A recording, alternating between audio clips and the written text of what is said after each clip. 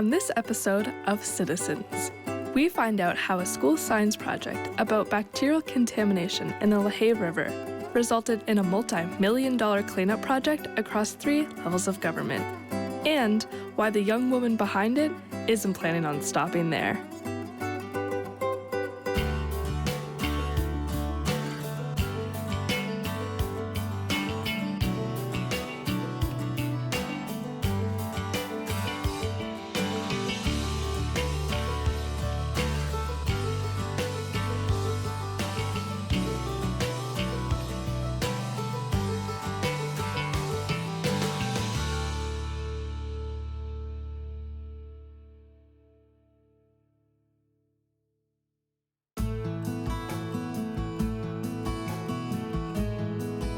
Today, I was in Bridgewater, Nova Scotia, to meet Stella Bowles, a 15-year-old environmental activist for the LaHave River. 4 years ago, Stella started testing the waters of the river for bacterial contamination, and what she found was a serious health concern. To find out how this all got started, I first spoke with Andrea, Stella's mother. Oh, Stella has been an advocate for the environment since she was a very little girl. But for this particular situation with the river, it started when she was 11 years old, and we had a discussion at the dinner table about straight pipes and what they were, because I explained to her what they were after we had a septic issue here, and she was really appalled. I wish I could have captured the moment when she found out what a straight pipe was, because her expression on her face was it was amazing. She was so upset, and she asked so many questions. What were some of the questions that she had about straight pipes? So she was asking, like, are they allowed? How can people do that? Why do they do that? Who thought it was a good idea to flush poop in our river? Is it safe to swim in the water? It was just question after question after question. And I didn't have all the answers for her. I knew it was gross. Everyone knows it's gross. But we decided that we'd help her find the answers. Right. And what did she want to do once she found out that this was such a huge issue? She wanted to stop the car every 5 minutes to tell people to get out of the water and get their dogs out of the water. And I was like, Stella, people don't appreciate you doing that. And she wanted to create a Facebook page. And I was like, you're 11, you're not going to create a Facebook page. So we started with the sign on the wharf. And that said, this river is contaminated with fecal bacteria. And that prompted a lot of discussion in the community. So I did decide, or we as a family decided, that we would go ahead with a Facebook page with me controlling it. Mm-hmm. So we did do that, and then it just exploded. So you guys actually put the signs up yourself? Yeah, we put a giant sign on our wharf right out in front of the house, and this is a very active road for tourism. And a lot of our community members see, well, everyone driving by, you can see this giant sign. Mm-hmm. So it really did cause a lot of talk in the community, which is what we wanted. And what were some of the things that were being said once Stella started talking about all of this? So once you start talking about all of this, the community really stepped up and started talking about it and saying, you know what, this kid is right. This is a really horrible practice that has been illegal for a long time. And we need to figure out a way to fix this problem. So I think because it's 100% illegal, because there was misunderstanding and no one really knew the extent of how many pipes were in the river, we didn't when we started this, we started the conversation, or Stella started the conversation in our community. And I think that's important to have those tough discussions. And it led to, positive change. Mm-hmm. Yeah. Mm-hmm. You spoke about your Facebook page. Yeah. What sort of things did you guys talk about on there? So Stella would post her results. So she worked with Dr. David Maxwell, who became her mentor. He's the person we sought out to teach her how to do the proper testing of the river. And he really taught her the science. And that was the most impressive thing to see, was how much learning she received from this whole project. Basically, people debated on her page. I had to follow it very closely, but people were really good about it. They were really positive. We had a few negative comments here and there, but usually people would step up and support Stella and say, And we didn't have to post a thing. We just let people respond and see where it went. But I'd say 99.5% of the responses up on her Facebook page were definitely good discussions. Yeah. And for members of the community, whether that's government officials or just like your neighbors or anything like that, what's the reaction been here in Bridgewater? So I'd say everyone agrees that straight pipes are wrong, that they need to be fixed. The program that they came up with is what people debated in our community, if the government should be helping to pay for people's private septic systems. And that is a discussion that was had far and wide along the river and beyond. But regardless, to Stella and to us, the river is getting cleaner, and we're just happy that that's happening. What was it like for you as a parent when Stella started all of this activism? I was supportive, definitely. We did a lot of talking at the dinner table as a family about how we would approach different topics and how we would handle different situations. I'd say it was definitely a family support and mentorship. Dr. Maxwell was involved in all of our decision making as well. Very protective of my little girl, but at the same time wanted to support her in moving forward with this program and helping the community, because it really was an amazing thing for her to take on. For her being so young, was there anything that you were worried about with all of this? We were worried about the online part, how the social media would react to her. But I'd say that it was a really good response because Stella is so positive. She's a kid who every post she puts on social media has to go through me. Or we write it together, or I draft it and she fixes it up. But she would always make it so positive and forward thinking, and I think that's really what helped her along, is that she really felt she believed she could do this, and she did.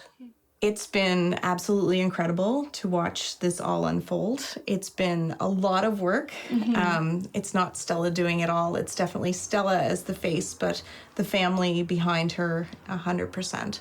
So I've become the momager, I call myself now, because I do so much managing of her things that are coming up, events. She does a lot of speaking engagements. She loves to be on stage and telling people her story. So I'm definitely the manager of Stella's whole program. Yeah.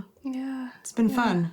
Yeah, it looks like it's been fun. You guys have had so many cool opportunities to go across the province and the country and even the world. I know, it's been, I actually got to travel with her to Sweden last December, and that was a really great experience for the two of us. Thanks so much for speaking with me today, Andrea. I think that your guys' story is so fantastic, and I really applaud the work that you guys have been doing here. Thank you.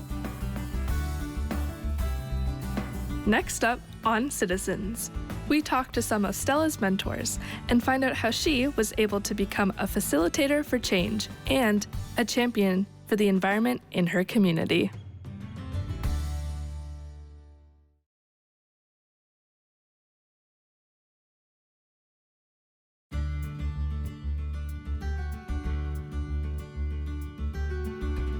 After talking with Andrea, I wanted to find out more about the issue of straight pipes and how Stella was able to influence her community to action. To do this, I spoke with one of Stella's science mentors, Dr. Maxwell. As a physician, I was horrified to discover that there were straight pipes emptying raw sewage into the LaHave River. So that's where I came in. I teamed up with a number of neighbors and people who were similarly concerned to try to publicize this and get something done about it. So we sampled the river at a number of places, ran tests in my kitchen, documented the pollution in the river, and publicized it, sent messages to the government saying this is totally unacceptable, you got to do something about this, and they were completely ignored. About year 2 of this process, Stella at that time was looking for a science fair project, in fact. It was as simple as that. She needed something to do in a science fair. She was equally horrified at the idea that people were dumping their raw sewage into the river, and she said, let's do this. But she needed somebody to teach her how to do science. So that was the role that I assumed. I taught Stella how to do science, and Stella took it from there. What's it like being such a strong mentor to Stella? What's it like for you? Well, that's an interesting question. I am a scientist. I derive great satisfaction from nature, the world, and the opportunity to infuse this enthusiasm into somebody who really was not, frankly, enjoying science in school at all. In fact, the school science was an utter disaster, and Stella was very much turned off by the whole idea. But this empowered her and invigorated her and taught her how to take charge herself.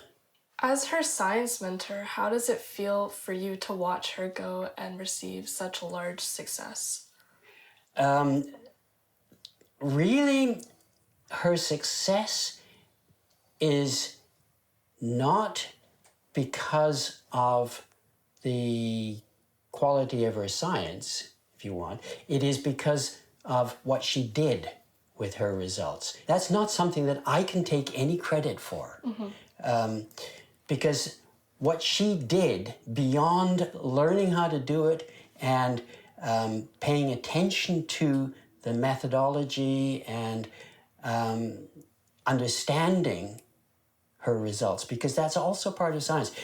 It's not just getting results. You have to understand the meaning of the results and what they have to be accurate, but you also have to be able to recognize the significance and the lack of significance in some situations.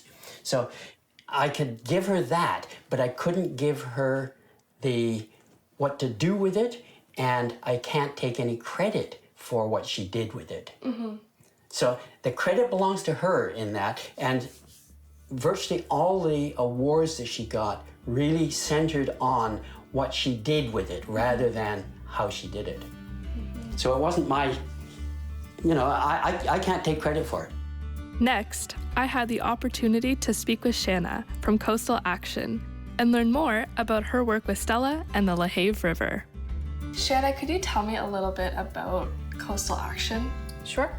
So Coastal Action is an environmental nonprofit organization. We're based in Lunenburg, Nova Scotia, and we work primarily throughout the South Shore region, but sometimes across Atlantic Canada. And we do a pretty wide variety of different environmental projects and initiatives, but for the most part, they fit within our 4 themes, which are species at risk and biodiversity, watersheds and water quality, fish habitat sort of work, climate change and education, and coastal and marine research. How did you go about meeting Stella and learning about her story? Well, I guess it all started, at Coastal Action, we've been monitoring the LaHave River watershed for 13 years now. So we have a pretty good understanding of the health of the entire river and how it sort of it reacts to different environmental changes. In all those years where we've seen the biggest water quality issue is down here in the estuary, where we see a lot of fecal contamination. And so over the years, the issue has been known to us, and we've tried to communicate that in many different ways to our government partners and to Nova Scotia Environment and to the public without really having much success. And then Stella came along and just kind of blew the whole thing right out of the water. So when she learned about this issue, which I think she may have learned in part from our water quality information that we put on our website, so she came to us a couple of years ago when she was 11 or 12 years old, and she wanted to learn more about what we were doing and how we were monitoring the water quality and what could be done to fix this problem of fecal contamination in the river. Where do you hope to see this issue go in the future? For our province, I would really like to see a granting program to support people who need a bit of a financial assistance to replace a pipe, as well as a Nova Scotia environment having an increased capacity. Those are really the two things that need to happen if we're going to address this problem on a provincial scale. Another thing that both Coastal Action and Stella have been advocating for in the last few years is to have a legislation where at the point of sale, when a house changes hands, that it must be enforced that if there is a straight pipe, it has to be replaced. Some sort of arrangement made between buyer and seller, because at this point, houses do change hands with straight pipes without anything happening, which just doesn't make any sense because they are illegal. Next up on Citizens, we sit down with Stella Bowles and learn about the methods she used to help clean up the LaHave River. And we find out what she wants to tackle next.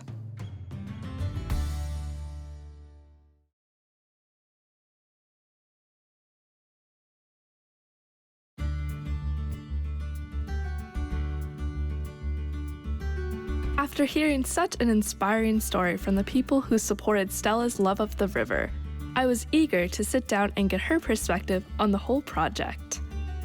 Stella, could you tell me about when you started becoming an advocate for the river? Yeah, so when I was 11, I needed a school science fair project. And at the same time, our family septic tank collapsed. So when it collapsed, we were told we had 3 months to fix it. And my mom kind of got upset, and she said that we have neighbors that have straight pipes flushing their sewage directly into the river, and they don't have 3 months to fix their septic tank because they don't have one. So when we learned about this, Mom said straight pipe, and instantly I had 100 questions. What's a straight pipe? What does that mean? And when she explained, I had even more questions, just saying, is this allowed? Are people allowed to put their sewage in the river? It's so beautiful. And then I had so many questions that Mom kind of got annoyed and contacted a local group, Coastal Action, and they led me to Dr. Maxwell, who's now my science mentor. And together we talked, we discussed, and we decided that it would be a cool project for me to actually test the water, and that there was a kit that I could do it in my kitchen instead of fancy lab. So we did testing, and when I found out the river's extremely unsafe to swim in, we posted the results on Facebook, and instantly we had media calling me. I had interviews. It was crazy how it just exploded. And after about a year of testing and keeping everything rolling, lots of council meetings, it prompted $15.7 million to clean up the river. Wow. Yeah. What's the political response that you've received since you started this project 4 years ago? I've had pretty much all positive support from the government and the community.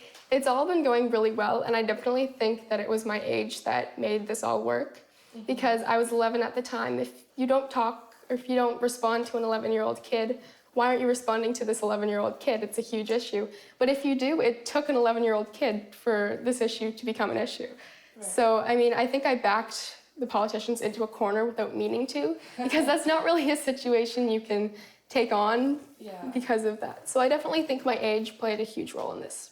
And it seems like the cost of the straight pipe seems to be like the forefront of the issue, why people aren't changing. Because it's less money. You don't have to pay to have your septic system pumped if you don't have one. You just put it directly into the water. It's out of sight, out of mind. It was a great idea for some people, and I think it's long overdue that it's changed over. All 3 levels of government came together to create a $15.7 million cleanup plan. So a homeowner will have help, so it's paid 1/3, 1/3, 1/3 for a septic system.